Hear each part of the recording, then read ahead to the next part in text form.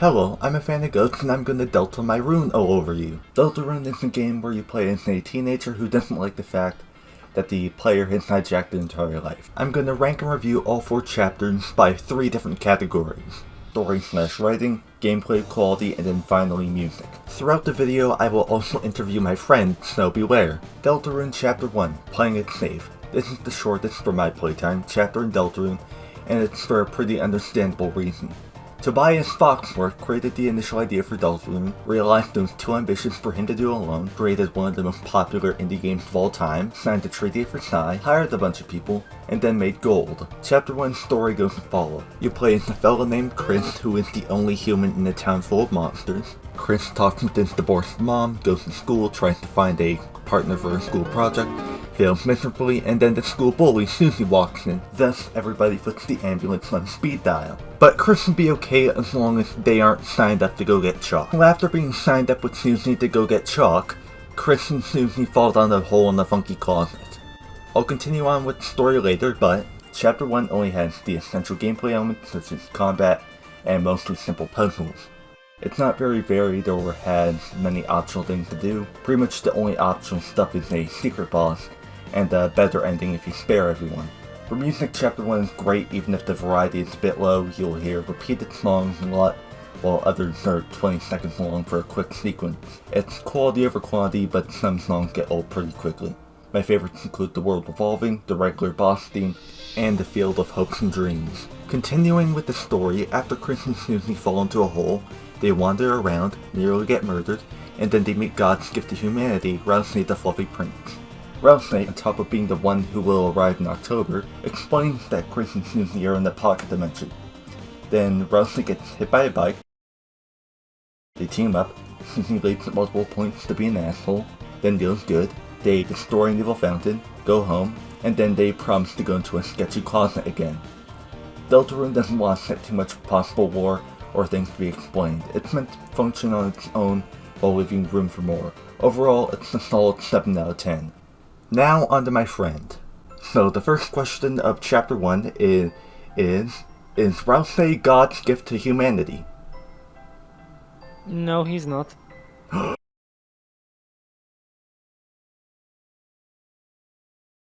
Okay, so the next question is, how would you rate Chapter 1 in quality overall? I would say it's a great introduction to the game itself. However, it does have a big leap from the first game, however, like Undertale. I know it's not the same universe, but the characters do share the same characteristics. But I do think it's a nice introduction.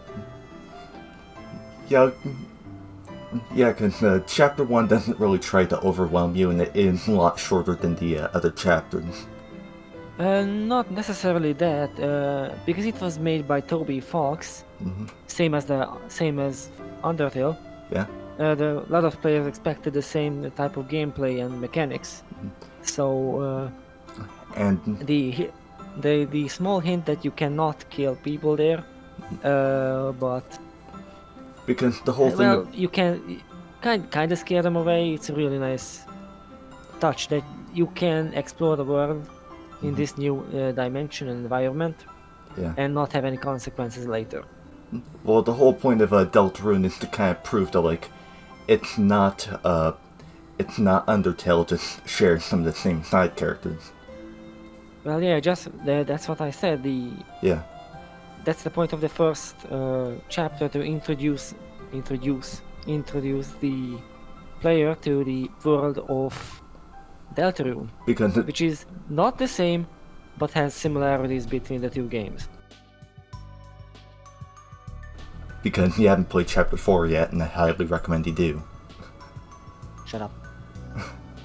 Wait, which one is Chapter 4 again? The one that takes place in the church. Yeah, I did not play that one yet. Deltarune Chapter 2. There is a lot to unpack here. Chris and Susie hop back into the closet just like Tom Cruise in that one South Park episode. After going back to Rose's place, hugging the fluffy prince, and telling Tom that they didn't much care for Mission Impossible 2, Chris and Susie decide to do their group project finally. They go to the library in order to do some thorough research of the Savage Divide region of Fallout 76. There's another magic evil fountain in the computer lab, spewing out globs of concentrated darkness. Chris and Susie do the only logical thing and jump back in. I will ramble about the plot more later on, but now, Chapter 2's gameplay is basically Chapter 1 but more ooh. Susie and my reason for living gain the ability to act, and sparing enemies actually means something this time around. They get live near Castletown and say things and stuff. It's cool, I want to see the new Castletown dialogue in Chapter 5 when that releases in like 30 ABY or something. You also get to control one of Chris's friends, Noelle. Writing wise, I lose respect for you if you harm her. Gameplay wise, she basically works Rousey but with the ability to actually kill enemies. There's also a secret evil route. It's fucked up. The new enemies and puzzles are tougher this time because it's the second part of Deltaing your rune. Have you been paying attention? The parts I cannot excuse are the secrets. The secret boss has something to do with Nate require a fucking master's degree or something. What the fuck was wrong with you in 2022, Foxworth? Continuing with the plot of ruining your Delt, Chris, Susie, and the best things to wheel team up again in the new Cyber Dark World or whatever you want to call it. Everything's tech themed, even the eggplants. They come across the queen of this dark world whose name is. They explore and find some of Chris's classmates such as Noelle and degenerate Falco. The queen wants to turn Noelle's face into a robot, which is obviously no, so Chris ensures that Noelle doesn't experience that. Susie ends up saving Noelle later on, and it becomes abundantly clear that Noelle is head over heels for Susie. At the end of the chapter, Rousey lore dumps about how dark fountains bring about the apocalypse. The queen says, "Oh damn, didn't know that, oopsie daisy," and she lets you destroy it. There's also a acid tunnel of love with Rousey. Rousey is an anagram for Asriel, who's Chris's brother, and they're both good boys. That's a really questionable issue for most of North America, so it's hilarious that Tobias immediately tries to explain that Rousey isn't Chris's brother. The music of Chapter 2 is basically the same level of quality as Chapter 1, but the music doesn't get old from overuse. Definitely helps that Foxworth can reuse older songs in small parts. The credits song has a mid-opening but gets better. My favorites include Big Shot, A Cyber's World, and Chemical Plant Act 2. Overall, Chapter 2 is a great way to Delta your rune all over the place. Easy 9 out of 10. I would gladly forfeit all mortal possessions to Nuber. And now onto my maidenless friend. So moving on to the next set of questions for Chapter 2. Was this chapter's increase in depth overwhelming? Well, honestly, it's hard to compare. The two chapters are obviously, I'm not gonna say the same for obvious reasons. Yeah.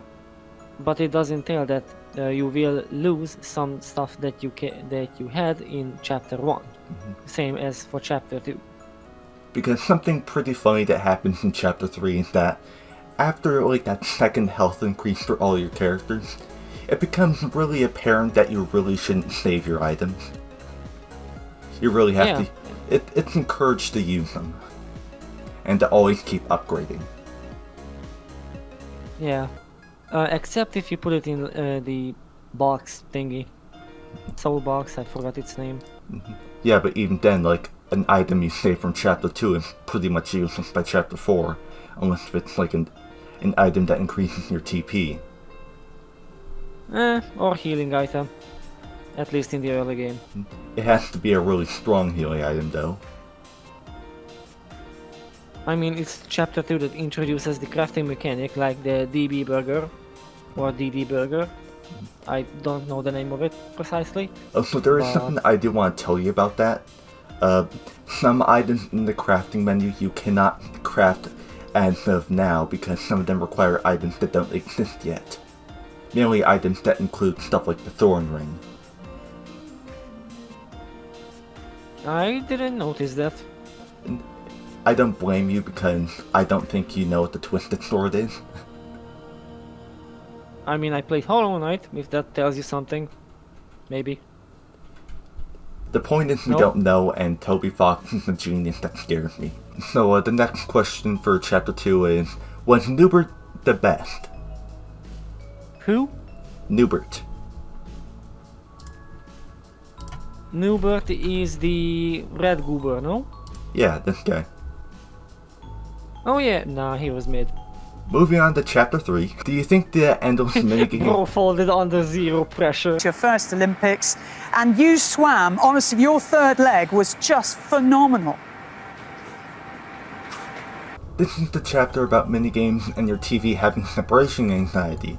Chris opened the dark fountain at the end of Chapter 2 for some reason. Chris is the explorer finding the reason to live yet again. Nelson explained that he isn't real and anything in the dark world is not real. That gets disproven in the evil weird route real easily. Susie freaks out and then it's revealed to have been broadcast. After Susie and Rusty almost contact Chris Hansen, the TV fella puts Chris and Co. in a game show where they play video games. Eventually Chris and Susie play enough, TV fella is saddened, and then they go to the dark fountain to steal it. They find Chris's mom in the ball, TV fella then kidnaps the children and also puts them in balls. I will continue barely telling the plot later. The gameplay of Chapter 3 is 50% Dark World, 50% minigames.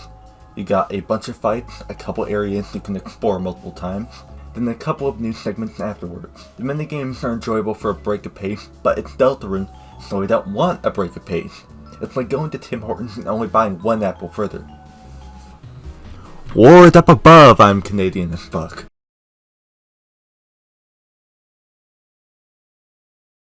Most of the first half and secret content takes place in the Legend of Zelda type parody game. Sometimes it's hilarious, sometimes it's creepy as shit, most of the time it's fine, but I came for Deltarune, not the series where you break a pot collection. Please ignore that. I'm very mixed on the gameplay of this chapter. The music is great, it reuses some songs from Chapter 1 and 2 and remixes others, but it's still a great selection of stuff. The soundtrack of this chapter would be infinitely better if they did one thing different. Adding this song as the secret boss theme. If you are hearing this, you have a big penis. If you're not hearing this, you have a small penis. My favorites include Rooter Buster, Black Knife, and It's TV Time. Resuming the story, you're forced back into a game show by the TV fella as you're stuck inside the spherical objects. After you are forced to play Family Feud or something, you escape and fight through a normal section of gameplay before facing off against the TV fella. He has a mental breakdown, gets his arms cut off by the antagonist, oopsie daisy, and then you get your shit rocked by said antagonist after you attempt to beat his ass. You break a piece of his cool sword off though. End chapter. It's good but only a 7 out of 10 good overall, because the writing's a 9 out of 10 but the gameplay is not as appreciated by me.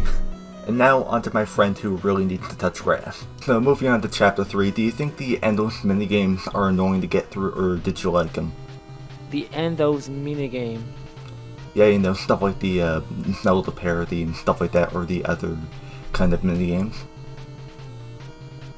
No, I think they were fun. It requires a bit more neuron activation than just dodging with a red heart. Yeah, and also, I do like that the secret minigames actually have like horror elements for a otherwise pretty funny chapter. There is a bit at the end of Chapter 3 I think you'll really like. It's a really well done tonal shift. I don't... Sorry, I'm dying.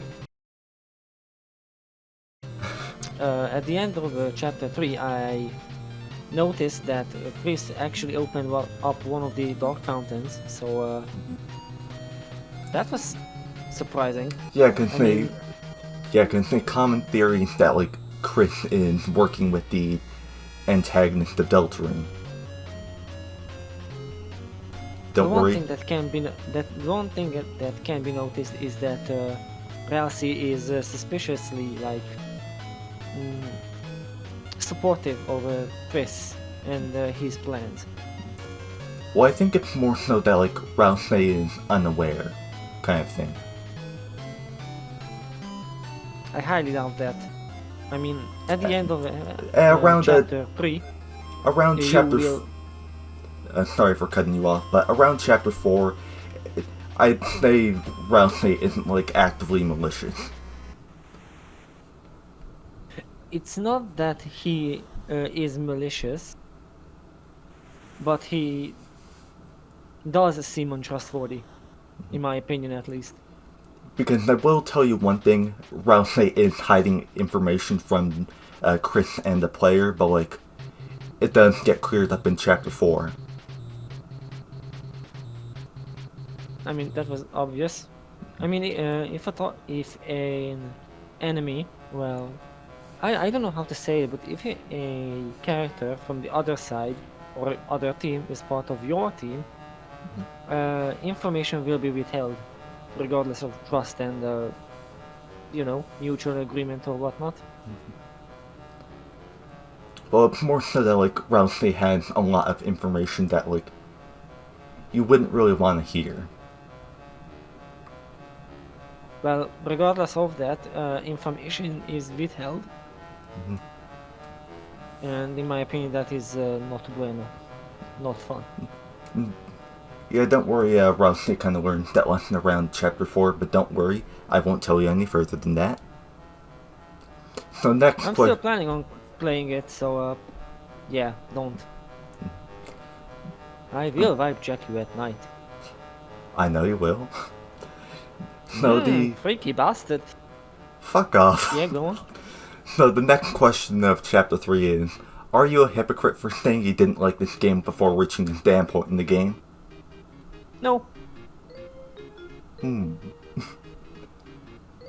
chapter. I mentioned earlier that I wouldn't say RTS, but these turn-based games are not my type. It's just that you liked it a bit more than you thought it would? Maybe.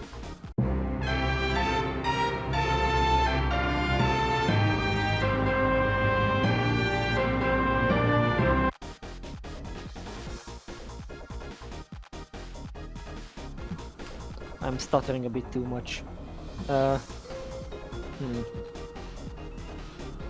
It's just not my cup of tea. Deltarune Chapter 4, the fucked up one. This is the second most in-depth chapter of Deltarune, and the one where the opening 30 minutes can make you sick to your stomach. The story goes as follows. Chris and Susie decide to ignore the school project further, and agree to go through chapters 2, 3, and 4 in barely over 24 hours. Although they go to Noel's house to actually study, after attending church obviously like some good little Christian goobers.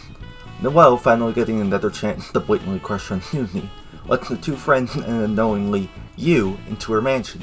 She's fucking loaded, Noel, watch out! Chris pulls you out of their body, stuffs you in a box, and leaves you. You get to annoy Chris multiple times while trying to find a guitar with the code written inside. Eventually, Chris decides to stop avoiding you and fight like a man, so he grabs the hockey stick to beat your ass back into the 4th dimension, so you hopefully stop hijacking your life. Eventually, you two make a temporary truce, listening to Chris's friends gossiping about him. Chris still tries to get rid of you though. You get stuffed in the basement, you get Scare Noel, the game gets Game of the Year for this frustrating experience. Then, after all that, Chris reluctantly stuffs you back inside the probably fatal chest wound. To be fair, I don't know how to remove your soul safely, and I don't trust acting someone who does know. Then Chris and Susie decide to go back to church, like some good little followers of the Lord, only to realize there's another dark fountain. For gameplay, Chapter 4 is great. It doesn't do as much funky bullshit as Chapters 3 and 2, instead trying to be a bit more of a core experience. There's not that many new characters in the Dark Worlds. No Chapter 1, 2, or 3 characters reappear in major roles, and it has a senior citizen. The secret boss is actually entertaining and cool, not being creepy because the character is not evil or actively trying to kill you. There's not much to say, it's the core gameplay perfected.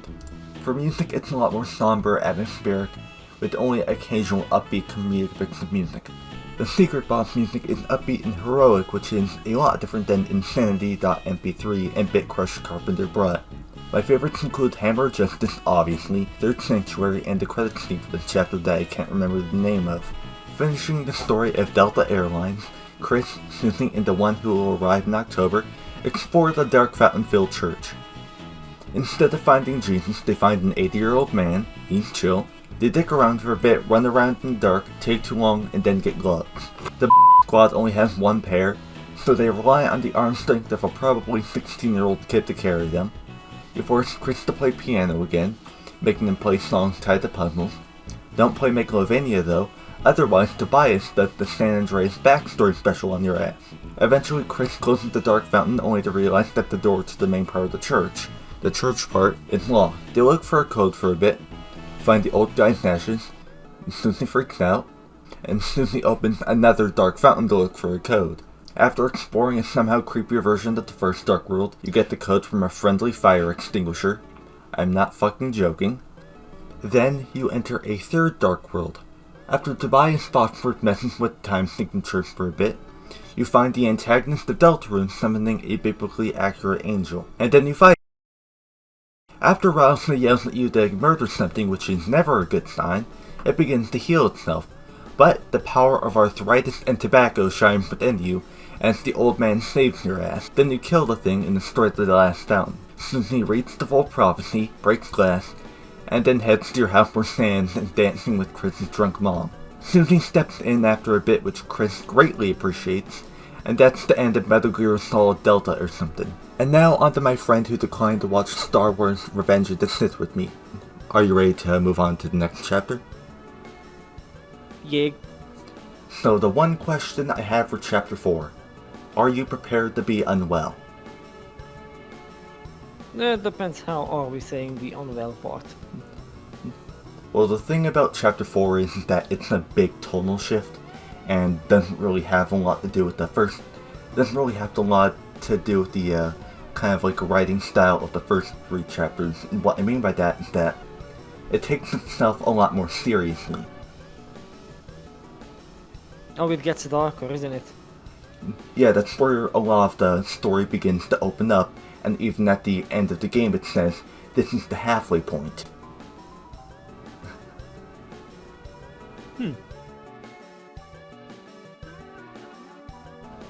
Says the person who plays me side, so take it with a hint of salt, of course. You still owe me that one. You are not forgotten. Do not We'll worry, be not- it is already in my Steam account. Good. I owe you that playthrough. You sounded like a Minecraft villager there. But that's pretty much all I had to say about Deltarune without spoiling it immensely for you. Me even the... Oh!